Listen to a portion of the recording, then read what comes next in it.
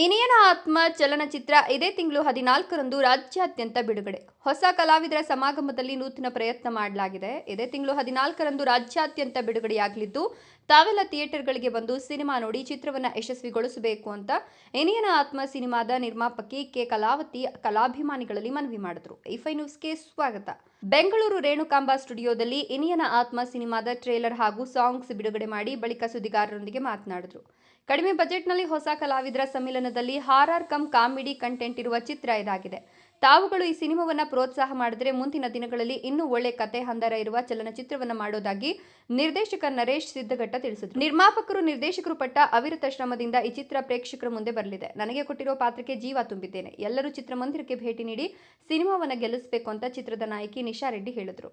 ಈ ಸಂದರ್ಭದಲ್ಲಿ ಲಂಕಾಸುರ ಸಿನಿಮಾದ ನಿರ್ಮಾಪಕ ಮುನಿಸ್ವಾಮಿ, ಜೂನಿಯರ್ ದರ್ಶನ್, ಅವಿನಾಶ್, ಕಂದಾಯ ಇಲಾಖೆ ಅಧಿಕಾರಿ ಹಾಗೂ ಡಾಕ್ಟರ್ ರಾಜ್ಕುಮಾರ್, ಅಭಿಮಾನಿಗಳ ಸಂಘದ ಪುಂಡರೀಕ ಮೂರ್ತಿ, ಚಿತ್ರದ ಕಲಾವಿದರಾದ ನಯನ, ಸುಷ್ಮಿತಾ, ಅನನ್ಯ, ಕಿಟ್ಟಿ, ತಾಳಿಕೋಟೆ, ರವಿಕಿರಣ್, ಆದಿ, ಮಧುಗಿರಿ ಸೇರಿದಂತೆ ಚಿತ್ರತಂಡದ ಅಭಿಮಾನಿಗಳು ಹಾಜರಿದ್ದರು. ವರದಿ ತುಮಟಗೆರೆ ಶಿವರಾಜು ಎಂ, ಈ5 ನ್ಯೂಸ್, ಬಂಗಾರಪೇಟೆ. ನಚ್ಚಿನ ಇಲ್ಲಿ ಒಂದು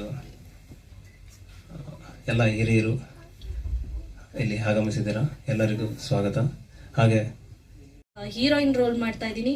ದೆನ್ ಪ್ರೇಯಸಿಯಾಗಿ ಆತ್ಮ ಹೇಗಾಗುತ್ತೆ ಅನ್ನೋದು ಸಿನಿಮಾ ನೋಡಿದ್ಮೇಲೆ ಕ್ಲಾರಿಟಿ ಸಿಗುತ್ತೆ ಸರ್. ಕೇಳಿರ್ಲಿಲ್ಲ. ಸೊ ಹೀಗೆ ಒಂದು ಕಾಲ್ ಬಂತು, ಒಂದು ಸ್ಟೋರಿ ಇದೆ ಮ್ಯಾಮ್, ಬಂದು ಸೆಟಲ್ ಬಂದು ಮೀಟಿಂಗ್ ಮಾಡೋಣ, ನಿಮ್ಗೆ ಇಷ್ಟ ಆದ್ರೆ ಮಾಡೋಣ ಅಂತ ಹೇಳಿದ್ರು. ಖಂಡಿತವಾಗ್ಲೂ ಅಲ್ಲಿ ಹೋದ್ಮೇಲೆ ಸ್ಟೋರಿ ಕೇಳಿದ್ಮೇಲೆ ನಾನು ಆ ಸಿನಿಮಾಗೆ ಓಕೆ ಮಾಡಿದೆ. ಸೊ ಹೆಂಗಿತ್ತು ಅಂತಂದ್ರೆ ತುಂಬಾ ಕಷ್ಟಗಳು. ಸ್ಟಾರ್ಟಿಂಗ್ ಅಲ್ಲಿ ಆಗುತ್ತೋ ಇಲ್ವೋ ಅಡೆತಡೆಗಳು ಎಲ್ಲ ನಿಂತೋಗ್ಬಿಡುತ್ತೆ ಅನ್ನೋ ಸಿಚುವೇಶನ್ ಅಲ್ಲಿ ಕೂಡ ನಮ್ ಡೈರೆಕ್ಟರ್ ಆಗ್ಲಿ ಪ್ರೊಡ್ಯೂಸರ್ಸ್ ಆಗ್ಲಿ ಯಾರಿಗೂ ಏನು ಕಮ್ಮಿ ಮಾಡ್ಲಿಲ್ಲ. ಯಾವ ಸೆಟ್ ಅಲ್ಲಿ ಹೆಂಗಿದೆಯೋ ಗೊತ್ತಿಲ್ಲ, ಬಟ್ ನಮ್ಮ ಡೈರೆಕ್ಟರ್ ಮಾತ್ರ ತುಂಬಾ ಕಷ್ಟಪಟ್ಟಿದ್ದಾರೆ.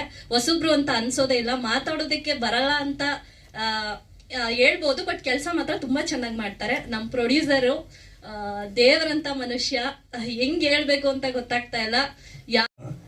ಆಡಿಯನ್ಸ್ಗೆ ಒಂದು ಕಾಮಿಡಿ ಓರಿಯೆಂಟೆಡ್ ಡೆಫಿನೆಟ್ಲಿ ಸಿನಿಮಾಗೆ ಬಂದವರು ಒಂದು ನಗುತ್ತಾರೆ, ಕಾಮಿಡಿ ಇದೆ. ಅಂಡ್ ಒಂದು ಕಮರ್ಷಿಯಲ್ ಆಗಿ ನಾವು ಟ್ರೈ ಮಾಡಿದೀವಿ ಒಂದು ಸಿನಿಮಾನ.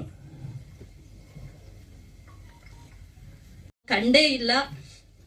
ಮತ್ತೆ ಈ ಸಿನಿಮಾ ಬಗ್ಗೆ ಏನ್ ಹೇಳ್ಬೇಕು ಅಂತಂದ್ರೆ, ಕರ್ಮ ಯಾರನ್ನು ಬಿಡಲ್ಲ ಅನ್ನೋದು ಇವರು ಹೇಳಕ್ಕಾಗ್ಲಿಲ್ಲ. ಸೊ ಕರ್ಮ ಯಾವತ್ತು ಯಾರನ್ನು ಬಿಡಲ್ಲ ಅನ್ನೋದು ಇದೊಂದು ಕಂಟೆಂಟ್.